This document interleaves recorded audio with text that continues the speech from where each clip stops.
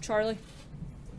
Recently, Breitbart News challenged the accuracy of a CNN story, and afterwards it was retracted, deleted, and the editors responsible were fired, as well as the network apologized for the story.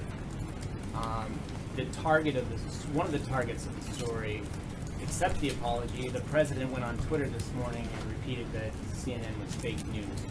Why isn't their response good enough for the president? I don't know that it's that the response isn't good enough for the president.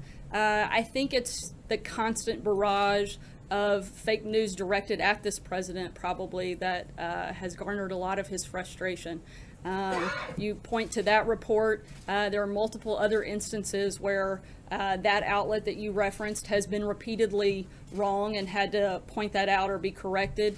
There's a video circulating now, whether it's accurate or not, I don't know, but I would encourage everybody in this room and frankly, everybody across the country to take a look at it. I think if it is accurate, I think it's a disgrace to all of media, to all of journalism. I think that we have gone to a place where if the media can't be trusted to report the news, then that's a dangerous place for America.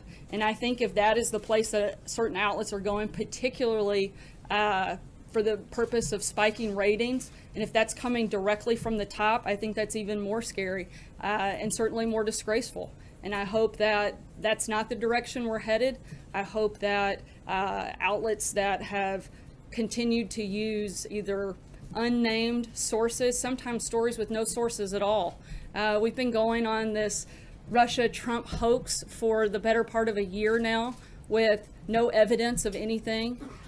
Things like the success at the VA barely get covered. They may get covered for an hour at a time, but this story gets covered day in, day out. And I think America is frankly looking for something better. They're looking for something more, and I think they deserve something better from our news media. Does the president actually expect us not to report on stories of a foreign country trying to influence the presidential election? I don't think it's that it's expected that you're not to report on again, actual news if there's something there. But again, I think that there are a lot of things happening in this world that frankly a lot of people would like to hear about, whether it's job growth, whether it's deregulation, whether it's tax reform, health care. I think a lot of those things deserve a lot more coverage than they get. And all we're saying is, you know, I think that we should take a really good look at what we are focused on, what we are covering, and making sure that it's actually accurate and it's honest. If we make the slightest mistake, the slightest word is off, it is just an absolute tirade from a lot of people in this room. But news outlets get to go on day after day and cite unnamed sources, use stories without sources, have, you know, you mentioned the Scaramucci story where they had to have reporters resign. Come on, you're inflaming everybody right here, right now with those words. This administration has done that as well. Why in the name of heavens?